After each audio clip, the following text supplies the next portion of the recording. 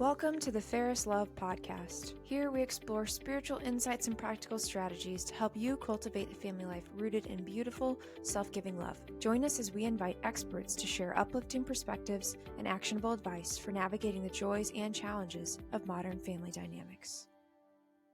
Welcome back to the Fairest podcast. Today on the show, I'm so excited to welcome back Kendra Tierney Norton.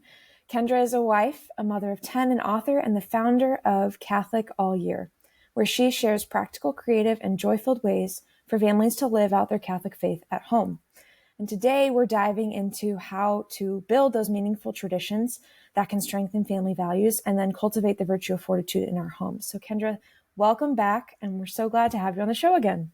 Yeah, my pleasure. So for those who have not listened to the podcast that you were on a couple seasons ago, could you tell us a little bit about your family life and also how you kind of founded this incredible, you wrote this book, Catholic All Year, and just kind of talk with us a little bit about that. Yeah, so my husband and I had 10 kids, and in them, as the youngest ones were, as the oldest ones were, getting of age and starting to ask questions, that's what really inspired me to want to understand more about the Catholic faith.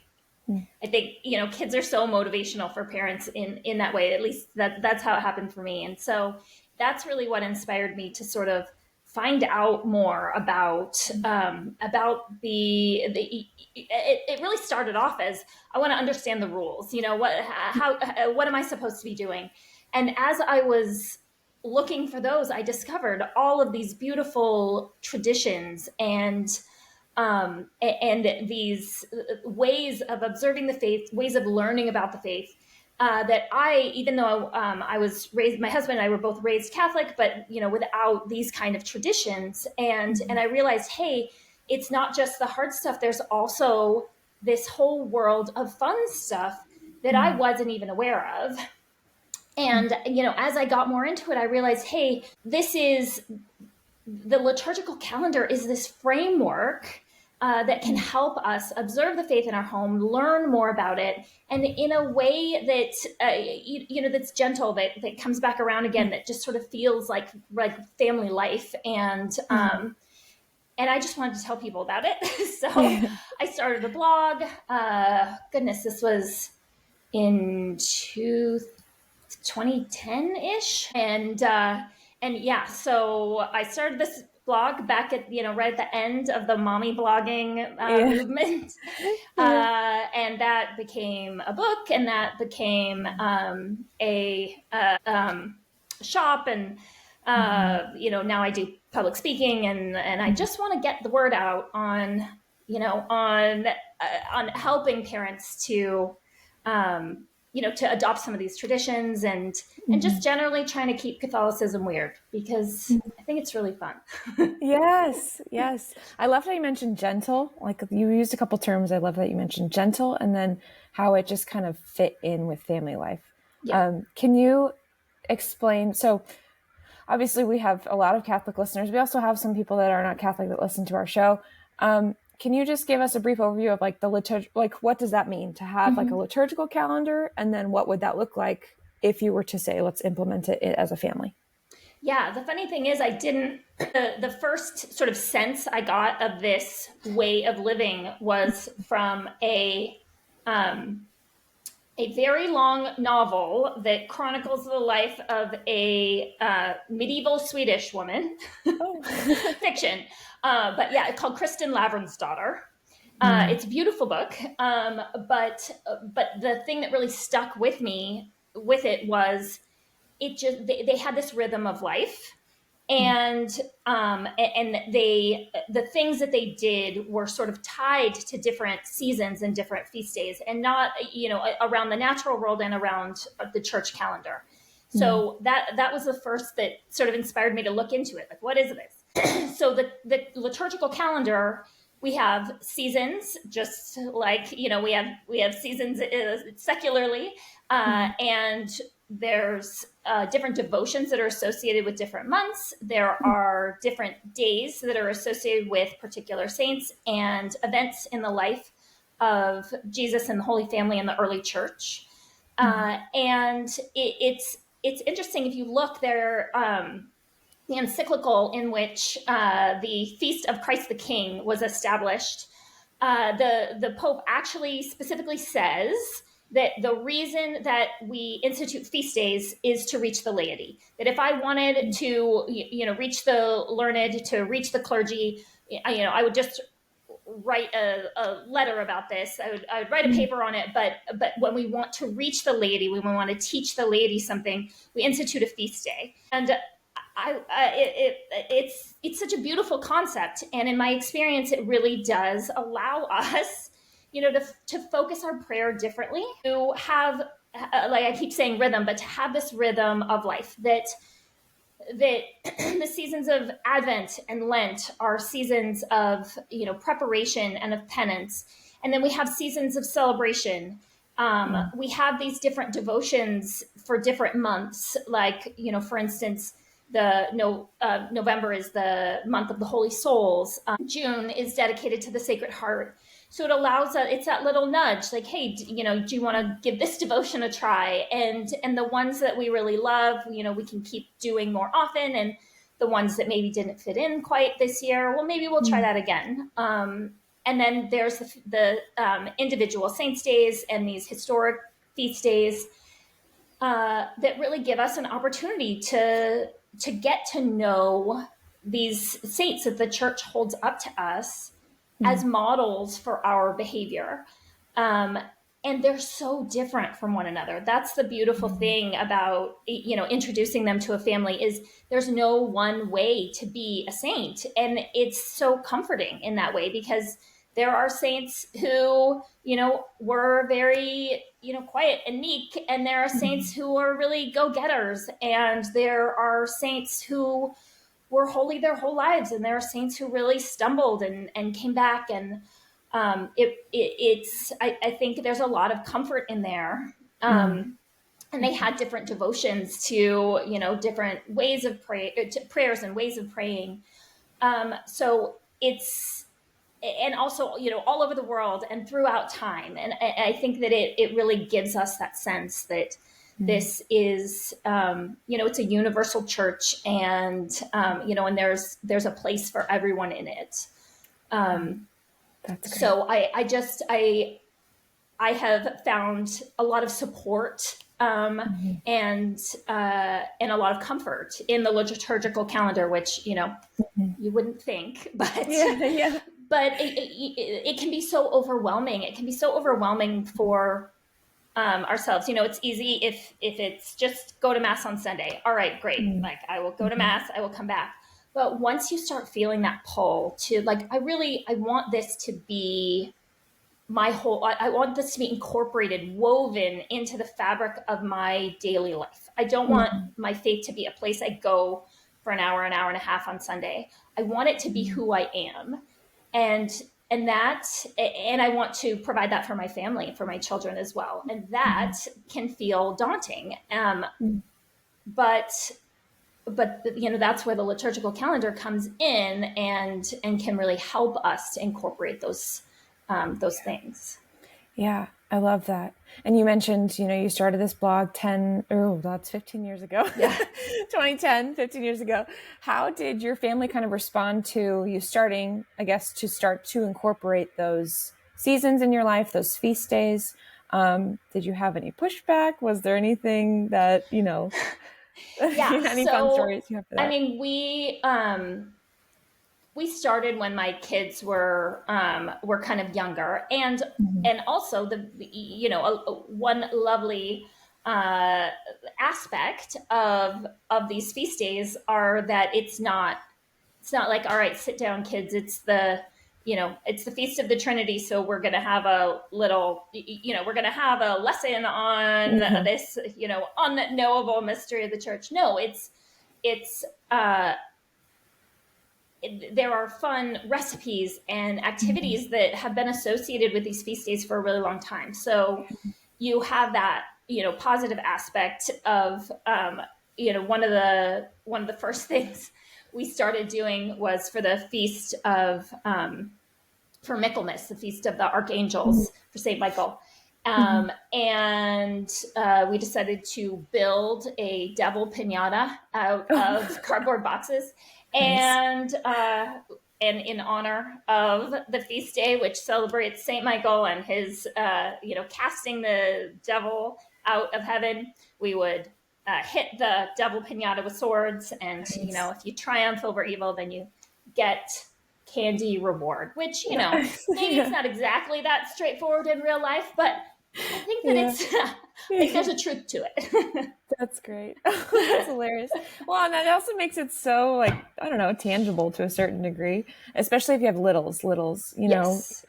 Obviously it's a very visual experience to have to hit a piñata that's, Yeah. designed as like a devil and stuff, but that's awesome. As you have kind of established this somewhat routine, I guess, in celebrating the liturgical calendar throughout the year, how have you noticed your family life change for the better, in embracing kind of this understanding of our faith?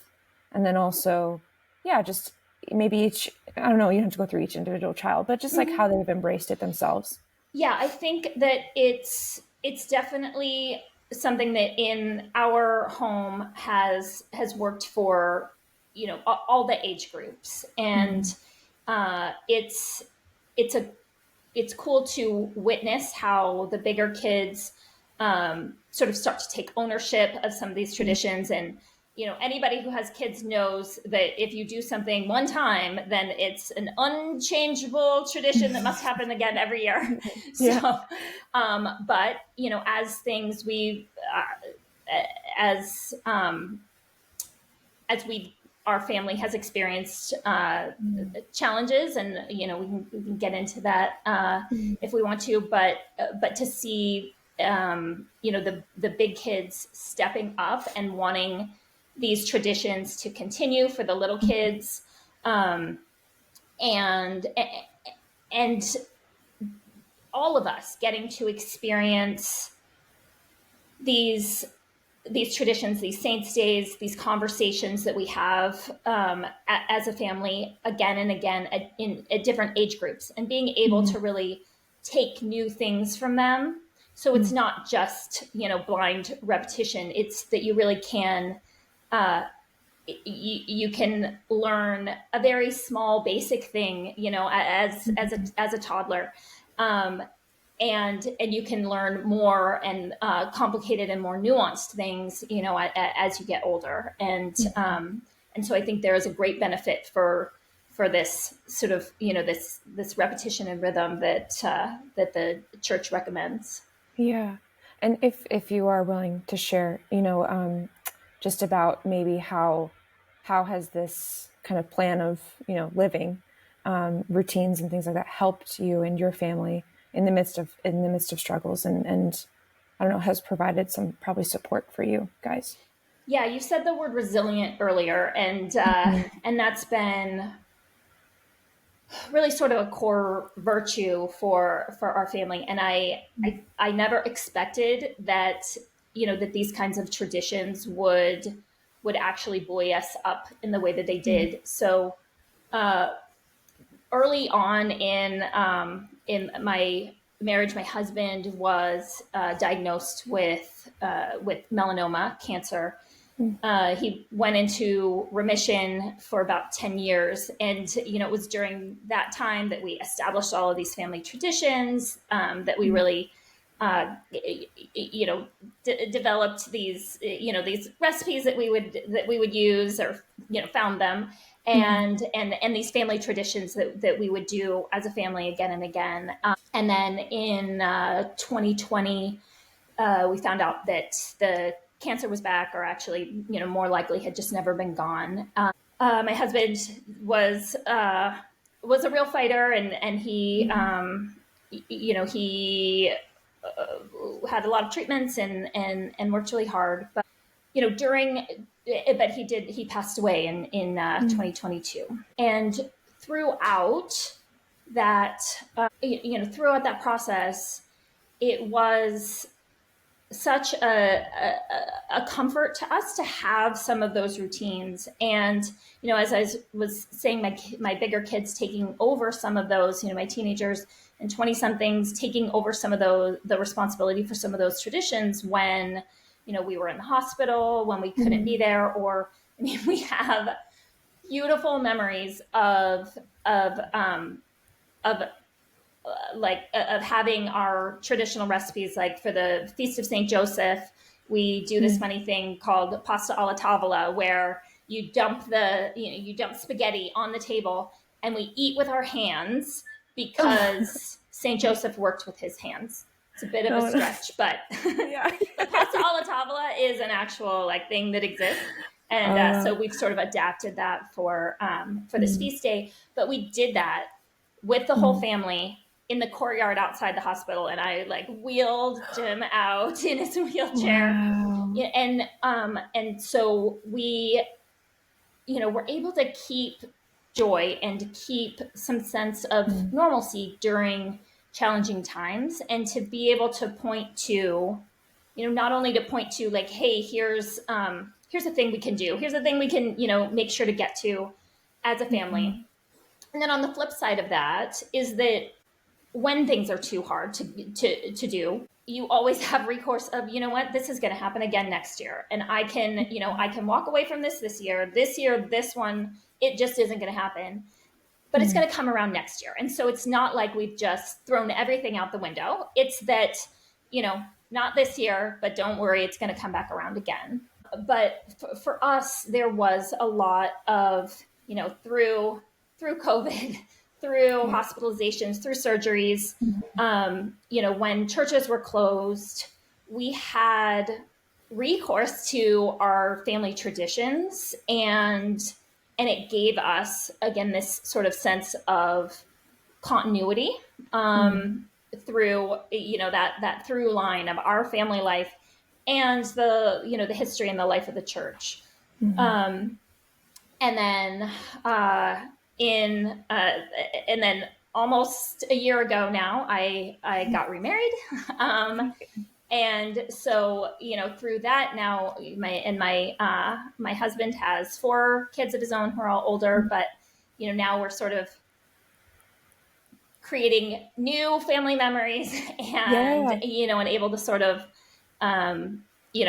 use these traditions to, build new family experiences and new family memories. And, so it has worked for us in many stages of life, through many challenges. It has been such a blessing. It's been such a blessing in our life. Wow. Thank you. And thank you for sharing. I know, wow, you have a beautiful story. And I love that you mentioned resilience again, and just your family. And you did mention also another thing about unity, like unifying your life.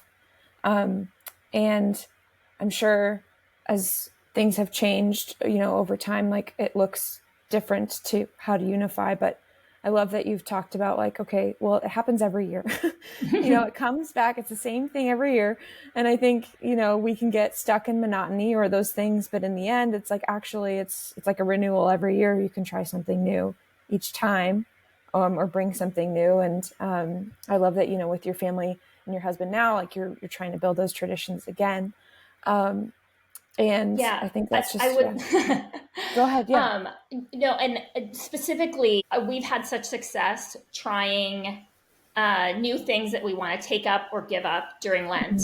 And I think that's such a gift. And I used to see Lent as this horrible, I'm going to have to not eat chocolate or whatever. But I've come to really appreciate Lent as that sort of push to give things a try and think hey, can I detach from this thing that you hear people say oh, I couldn't live without blank. And, I have my list of those things too. And really, I have been able to, through many years of trying and failing and trying again, to convince myself that I can detach from those things. And, it's been great to do that with the kids too, to help them understand these things that we enjoy, they don't have to control us, that we can choose to give up good things for a good reason. And so I I really do. I love that now. I love that Lent comes in and like busts up my world a little bit. And then, and then I drift back to a place of a little more comfort over the summer. And then, then I get ready to do it again. And again, that feeling of cycle and the feeling of, all right, what am I going to try again? Mm-hmm. And I bet you're such a, I mean, I'm speaking for your kids, but I bet you're such a beautiful example to your children of just recognizing, okay, yeah, things, you live through certain experiences, but then also you represent a lot of joy too, overcoming, struggles and hardships. And you have 10 kids, which I love also. And I'm just wondering, was it like, what would you say to parents who, let's say, have 10 kids? They might have not that many kids or whatever, but they're like, oh, I want this so badly, but like, I don't even know where to begin, how to implement this. Yeah, well, and between my husband and I, 14 now. So 14, I know, yeah. Sounds even better, right? Yeah. So I always tell people that it's really like, it's a change of mindset more than anything. It really, like, it's a slow adoption of a new way of living, but this new mindset, this new lifestyle. But it's infinitely customizable and can be made to work in any circumstance, by any people. And the key is, number one, it's just to be aware that the liturgical calendar exists. So you got to get a calendar that has the church feast days on it. They usually give them out during Advent for free at most parishes. We sell one at CatholicAllYear.com that I think is cuter, but designed well. But just to be aware of the feast days. And then just try to think about ways that work with your life to incorporate some of these beautiful Catholic traditions. And I talk about it in my book, The Catholic All Year Compendium, and ideas for ways that you can celebrate all year round these different feast days. But it can be, for us, family dinner has really been sort of the focal point, because I think that's something that's so important anyway for families to be doing. And if you can institute some sort of one big change, I would say focus on family dinners, getting to family dinners as often as possible, and really fighting to protect those. And then that gives you this blank slate on which you can build these traditions. So looking for ways to incorporate a meal, something that you already cook, but it's Italian, so you do it for the Italian saint, or it's tacos for the Mexican martyrs, or and that just sort of gets conversation flowing, right? That like, let me tell you why I made this for dinner, and then again, the kids start getting excited because we always have this meal on this day, and so it's something to look forward to. As far as like the ways to really start small, I like to have sort of an inward focus. Like I said before, like the kids are so motivational for me on getting started on these things. So the way we really started was what we call the 3 special days for everybody in the family. And when you have a big family, it's great to single people out to be special. At least 3 days. So that's your birthday, your baptism day, and your name day, which is the feast day of the saint after which you're named, or if, like me, you have the name of that is not currently a canonized saint, not yet, not yet. Saint Kendra yet. Then your patron saint. If you've been confirmed, your confirmation saint. That's what I use my confirmation saint as my special day.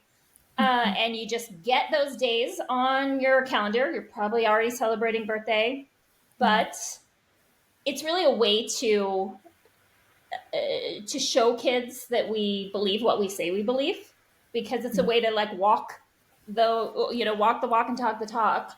That if we believe what we say we believe about baptism, it gets definitely more important than your birthday. Like, I'm glad you were born, but I'm really glad you're baptized. So we celebrate those 3 days, and I want to make sure that my kids all know as a friend their patron saint, so that that this person that we named them after can be an inspiration for them.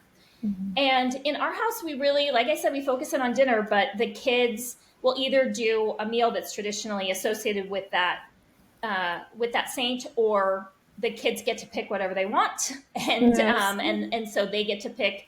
If I plan ahead enough, they get to pick anything, and I'll go to the store. If I only noticed today that it is your special day, then you get to pick from anything we have in the house. And we have a dessert, and it helps that we backed off of having desserts on non-feast days, so that really felt special. And then just looking, giving yourself credit for liturgical living that you're already doing. Like, I'm sure you have traditions during Advent, you have traditions, for Christmas, and things that you do for Lent. And so you're already doing liturgical living in the home. So to build on that, and just look for traditions that will work with what you're doing, and work with your family life. And work with the ages of your kids. But, people who spend a lot of time in the car, you can do a lot of liturgical living in the car. You can find a podcast that does the daily readings. You can, get to Mass a little more often. You can say a rosary in the car. And even if you're going to go out to eat, you could pick, the type of food that you're going to have based on what saint day it is. So there's lots of, it's infinitely customizable. I'm kind of a homebody, so I like to do it at home, but you don't have to. That. Yeah. Well, and you mentioned, as your kids are older now, that they kind of started taking ownership kind of their liturgical year. How does that look now in your family life with, your older kids? What does that mean to take ownership? Do they start planning? Do they make meals? How's that look? Yeah. So things like, they really wanted to start going to, they like going to the Easter Vigil, and that was a hard sell for me at first. And then, because, I'm an early bed, early to rise kind of gal. Like, we're going to do what? But the Easter Vigil ended up being, it is just such a beautiful Mass, and so meaningful, and very, very long, and very late at night. But now we have this family tradition where we go to the Easter Vigil. We, break our fast afterwards by driving through a fast food restaurant and getting milkshakes and burgers. And then we come home, and I go to bed, and the big kids take care of setup for the next morning. Nice. That's not and then bad. I get to come down and be surprised with with the kids at what the Easter Bunny brought. So, things like that. But then also getting to that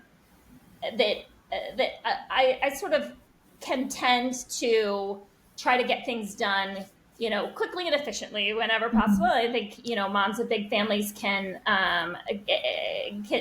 definitely often lean in that direction. But feast days really give me that motivation to bring people in and, let's cook this together. Let's, plan this together. We've got a big family meal that we always do for Holy Thursday. And we have a sort of Last Supper dinner where we kind of try to replicate what Jesus and the apostles might have eaten at the Last Supper.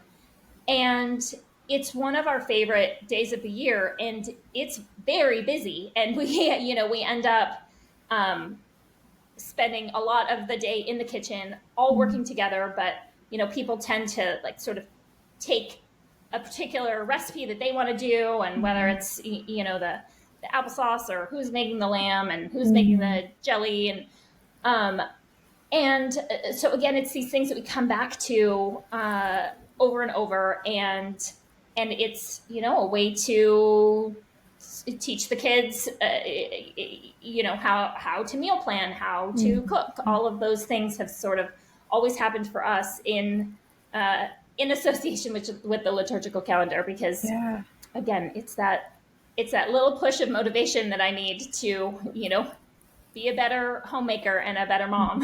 Mm-hmm. Yeah, that's great. And I love how at the very end you mentioned just like, it's teaching your kids these certain skills and things like that.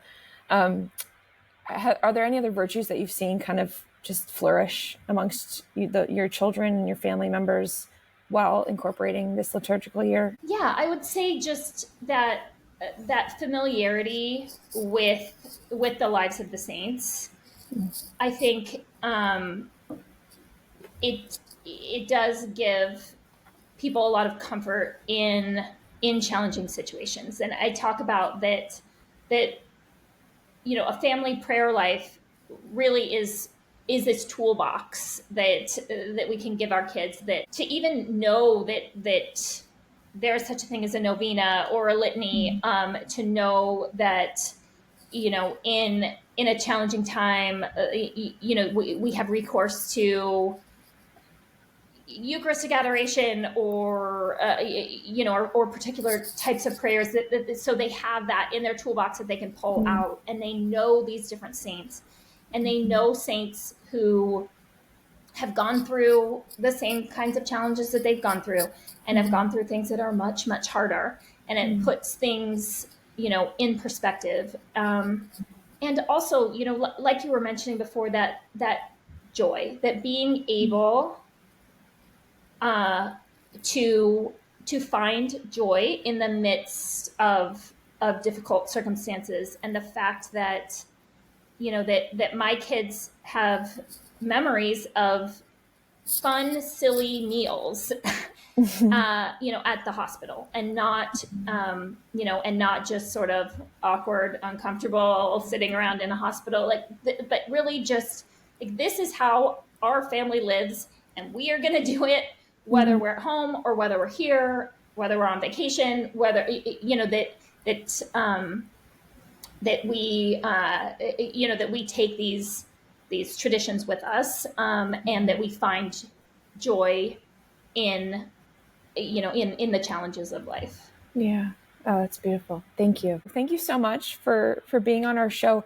I know you have Catholic All Year. Can you tell us a little bit about like the website, and maybe you mentioned the calendar? Are there any other products that you have that our audience might be interested in? Yeah, so the calendar is sort of it's the first thing that we had in the shop, and it's the thing that we use the most around our house. But I also have the Catholic All Year Compendium, that if people are looking for an introduction to this concept of liturgical living in the home, in the midst of a busy life, that's there. And then I also have the prayer companion, which goes along with it. And the Catholic All Year Compendium is for the planning ahead part. And the prayer companion is, if you just want something that you can open up on a feast day, and it's got the readings that are associated with the day, prayers, and different devotions that are associated with that day or season. So I think those are, I really created, especially that second one, to be a resource for my family, so that we didn't have to dig through and find all of these things. They would just all be in one place. But yeah, and then I'm on Instagram and Facebook if people want to get a little glimpse of what some of this stuff looks like. We've got a TV show on Formed that it's called Catholic All Year at Home, that shows how we prepare for some of these feast days. Wow, that's awesome. That's excellent. Well, thank you so much, Kendra, for being on the show and sharing this beautiful way of living. And I think our audience is really going to take to it. And honestly, it's something so simple, but also so beautiful to be able to try to implement. So thank you so much for sharing with us. Well, thank you. It's a pleasure to be on.